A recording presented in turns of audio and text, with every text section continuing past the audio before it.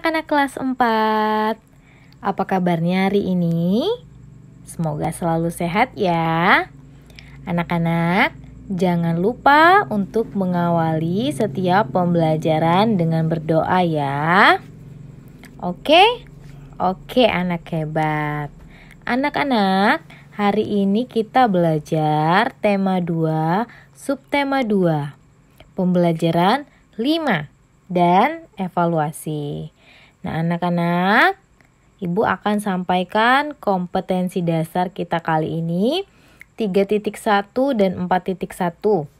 3.1 mengidentifikasi karakteristik ruang dan pemanfaatan sumber daya alam untuk kesejahteraan masyarakat.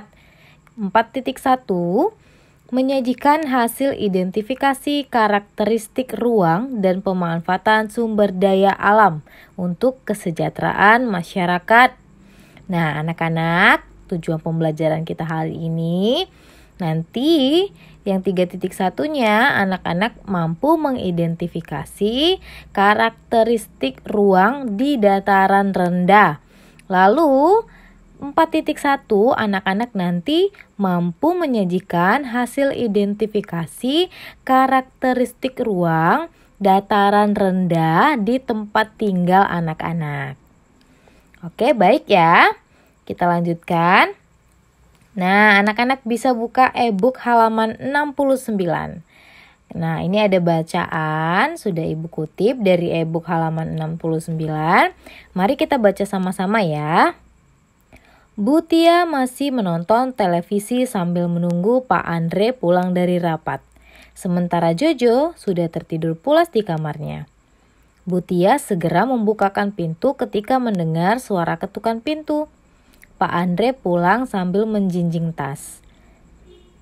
"Apa yang Bapak bawa?" tanya Bu Tia. "Ini Bu, jagung manis dan ketela. Tadi disuruh mampir sebentar ke rumah Pak Anton. Karena beliau baru pulang dari kampung Rawajati dan membawa oleh-oleh hasil bumi," jawab Pak Andre.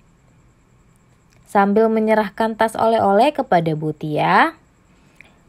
"Oh iya, keluarga Pak Anton mengunjungi neneknya di kampung. Di sana pemandangannya sangat indah dan tanah pertaniannya juga sangat subur," kata Bu Tia. Nah, anak-anak dapat lihat ya dari bacaan ini ada sumber daya alam dijelaskan di sebuah kampung. Nah, sumber daya alamnya itu apa? Menghasilkan jagung manis dan jagung manis dan ketela. Nah, anak-anak, pemanfaatan sumber daya alam atau disingkatnya SDA. Sumber daya alam ini juga dimanfaatkan untuk membantu kegiatan manusia. Sumber daya alam harus dimanfaatkan dengan bijak. Nah, jadi sumber daya alam itu kalau misalnya ada sumber, maka kita memanfaatkannya dengan bijak. Kita olah dengan baik ya. Nah, sekarang seperti yang Ibu bahas tadi di awal, yang kita akan bahas hari ini tentang dataran rendah. Dataran rendah adalah dataran yang mempunyai ketinggian antara 0 sampai 200 meter di atas permukaan laut. Hampir semua wilayah provinsi di Indonesia adalah daerah dataran rendah. Dataran rendah umumnya dimanfaatkan sebagai lahan pertanian dan permukiman. Pola hidup manusia di dataran rendah tentu berbeda dengan daerah dataran tinggi. Jadi pola hidupnya itu berbeda ya, mata pencariannya berbeda, pola hidupnya juga berbeda. Nah, ini sumber daya alam, beberapa sumber daya alam di dataran rendah akan Ibu bahas ya. Yang pertama itu ada pertanian, bagian A. Nah, di pertanian ini jenis tumbuhan yang biasanya ditanam di lahan pertanian yaitu padi, jagung, kedelai, sayur-sayuran, tomat, bawang merah, ketela, dan sebagainya. Tumbuhan tersebut sengaja ditanam dan dikelola dengan baik untuk mendapatkan hasil panen yang sebaik-baiknya. Nah, seperti yang sudah Ibu bahas tadi, bahwa sumber daya alam itu harus dimanfaatkan dengan bijak dan baik. Nah, lalu yang kedua ada perkebunan. Sumber daya alam perkebunan biasanya terletak di daerah antara dataran rendah dan dataran tinggi. Jadi ini di tengah-tengahnya ya, di antara dataran rendah dan dataran tinggi.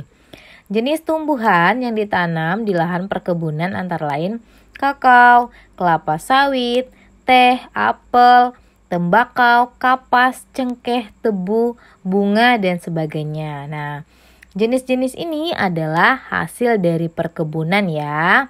Ada kelapa sawit, ada teh, ada apel, ada tembakau, kapas, cengkeh, tebu, bunga, dan sebagainya. Nah, ini adalah di antara perbatasan dataran rendah dan dataran tinggi. Ada perkebunan. Nah, kita lanjutkan ya. Nah, di sini sudah ada tabel. Ada tabel macam-macam. Ibu tampilkan, ini ada banyak ya. 1, 2, 3, 4, 5. Ada 5 sumber daya alam yang Ibu tampilkan. Nanti anak-anak bisa sambil baca. Maaf, ini maksud Ibu ada 5 kegiatan. 1, 2, 3, 4. 1, 2, 3, 4, 5. Sumber daya alamnya itu banyak ya. Kalau pertanian padi itu sumber daya alamnya melalui matahari, air, tanah, udara, kotoran hewan, kerbau. Lalu pembuatan ikan asin, ada kayu, garam, panas matahari. Nah, anak-anak boleh sambil baca ya.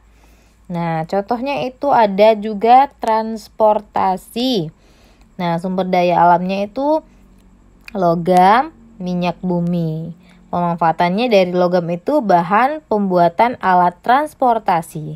Nah, kalau minyak bumi, bahan utama pembuatan bahan bakar. Jadi kalau misalnya ada sebuah kendaraan, itu adalah alat transportasi. Jadi dibuatnya bahan dasar dari kendaraan itu logam.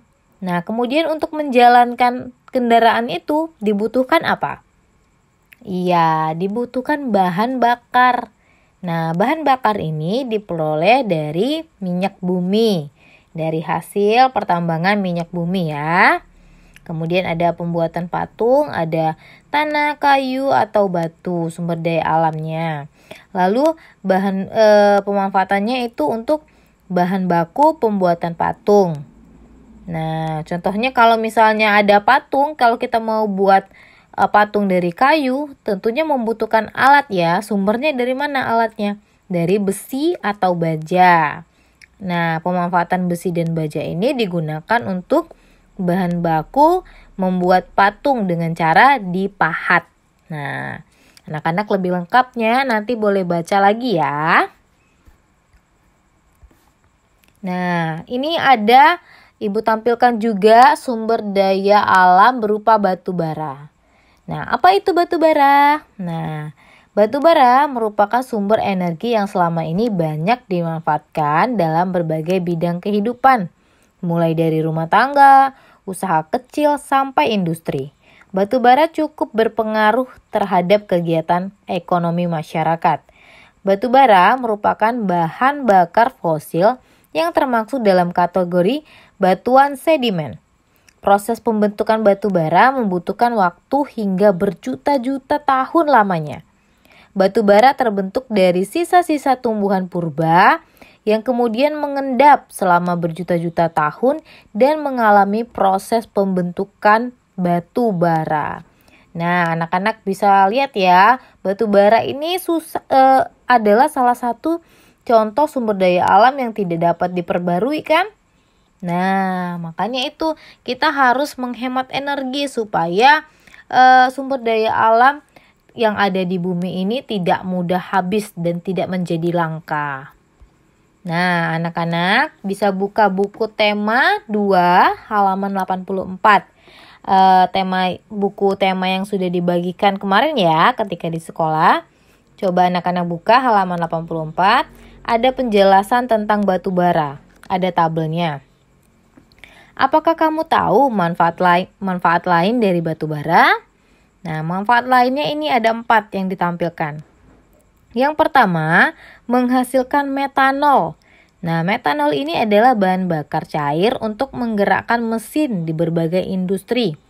Lalu yang kedua, bahan bakar kompor briket. Nah, untuk memasak kebutuhan sehari-hari. Jadi, manfaat batu bara ini bisa digunakan untuk bahan bakar kompor briket. Nah, lalu yang ketiga, menghasilkan gas. Nah, bahan bakar gas untuk industri dan pembangkit listrik tenaga gas. Jadi, batu bara ini bisa digunakan juga untuk pembangkit listrik tenaga gas.